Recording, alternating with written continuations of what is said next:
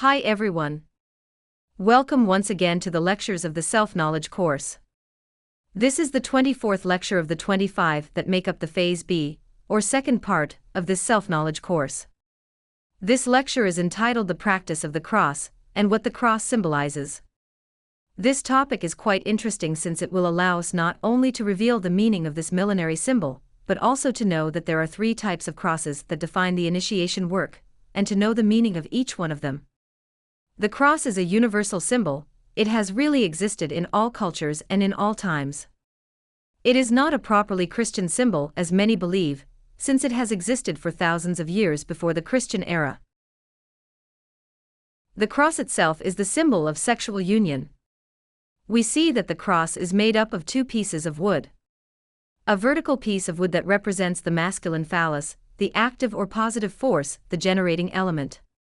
And a horizontal wood that represents the feminine yoni, the passive or negative force, the receptive element, or in which something is created or disintegrated.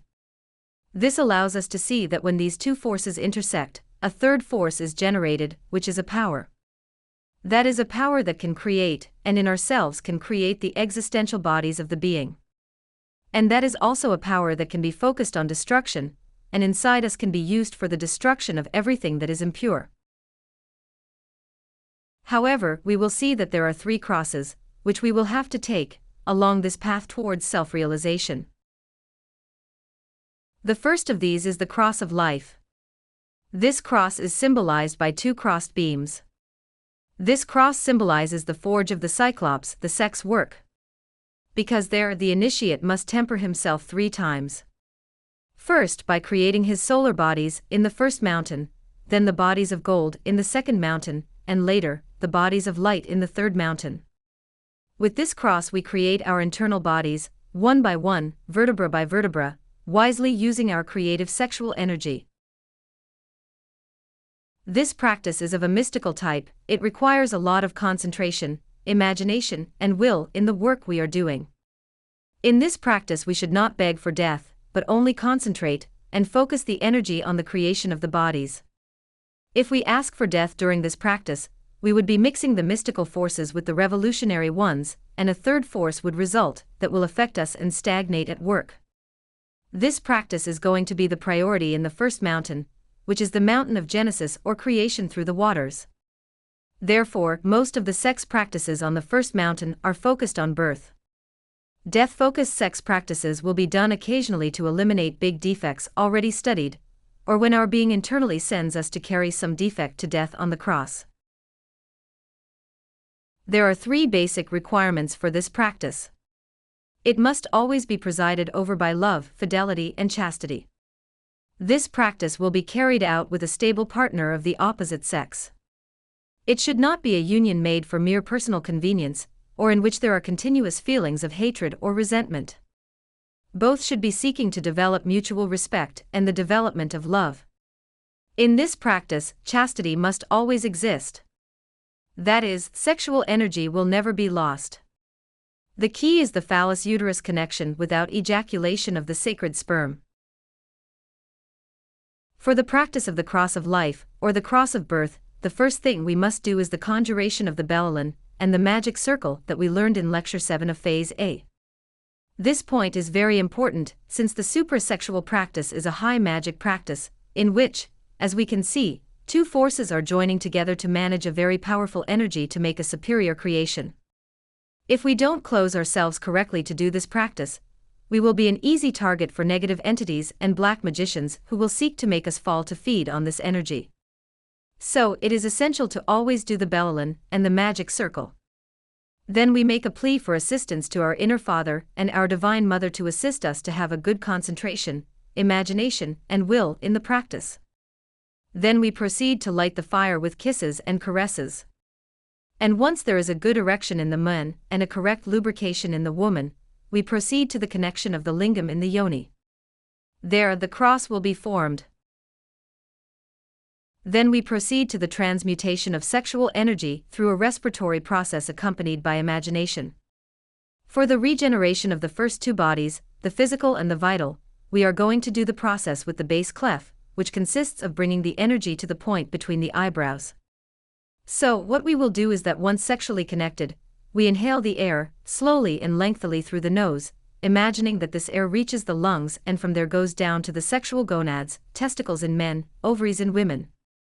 At that point we retain the air.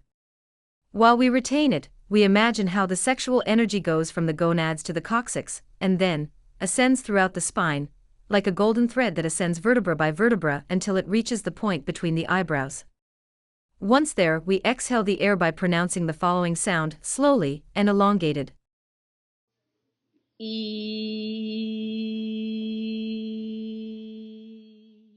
Then, you repeat the breathing and imaginative process, and when you reach the point of exhaling the second time, you will do it with the sound.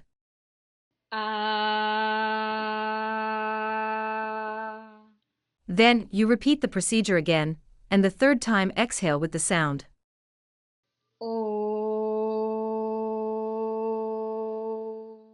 We repeat this process as many times as necessary until all the sexual energy is transmuted.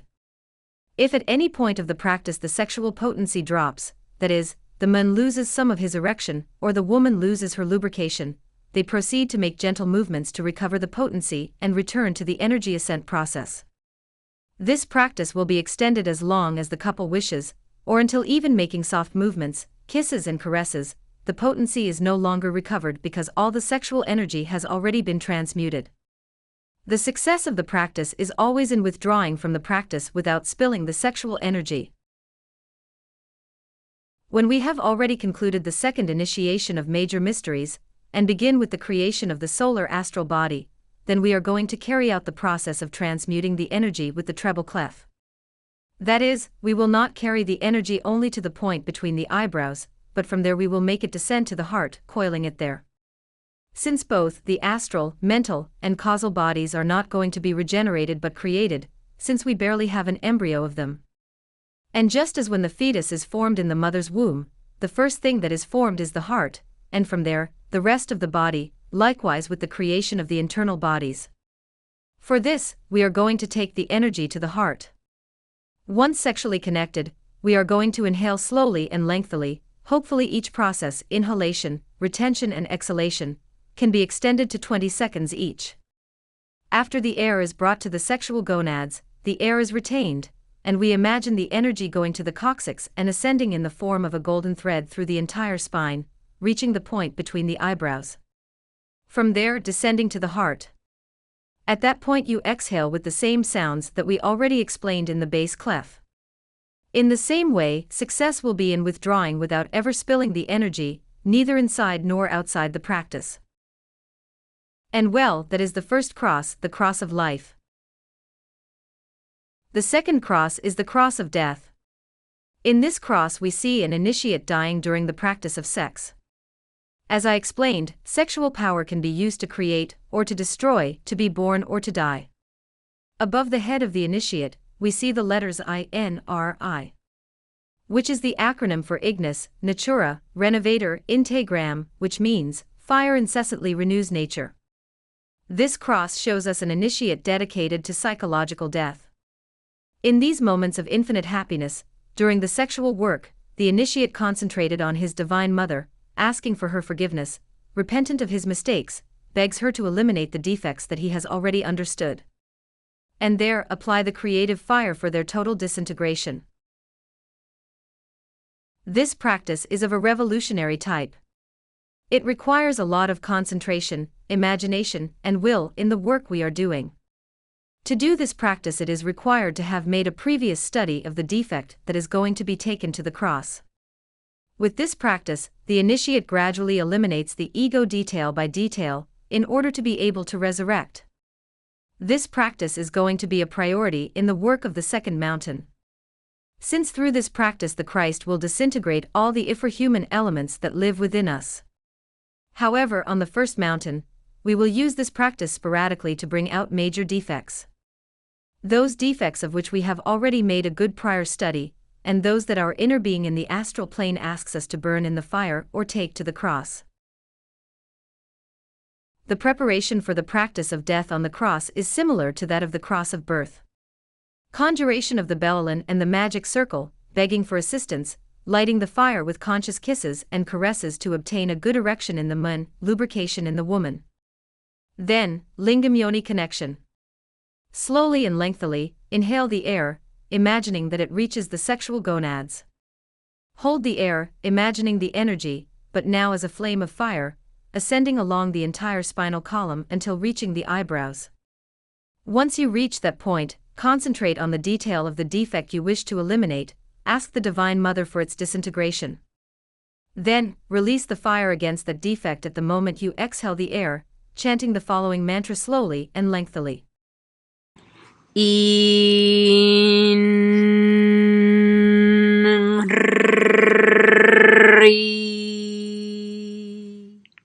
The same process is repeated as many times as necessary, and using the same mantra the fire is discharged on the different details that we have understood about the defect that we have carried to death on the cross.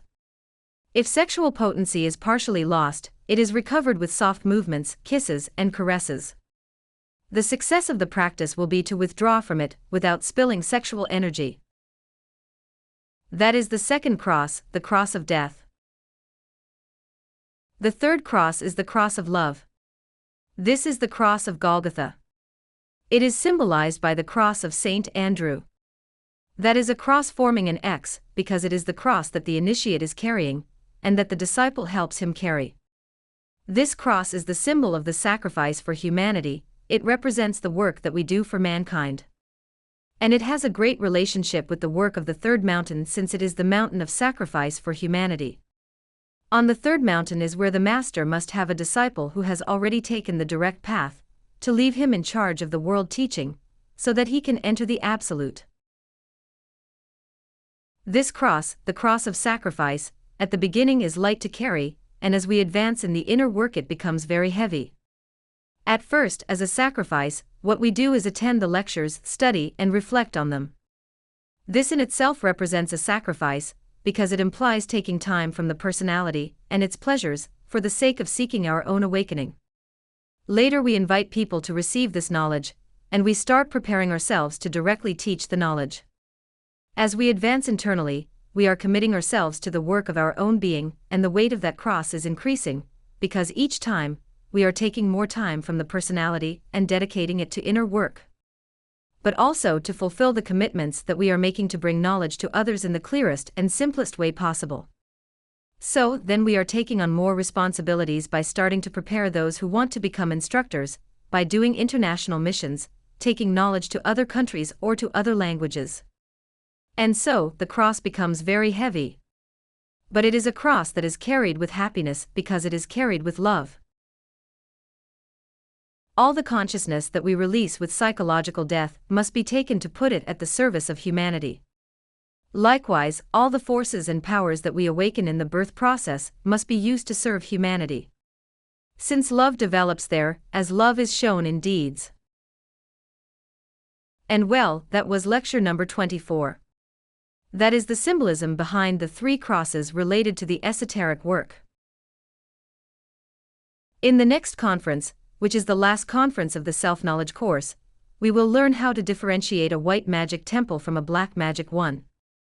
This will be very useful for our internal investigations. Thank you for attending this conference. Please remember to leave us any questions you may have. Until next time.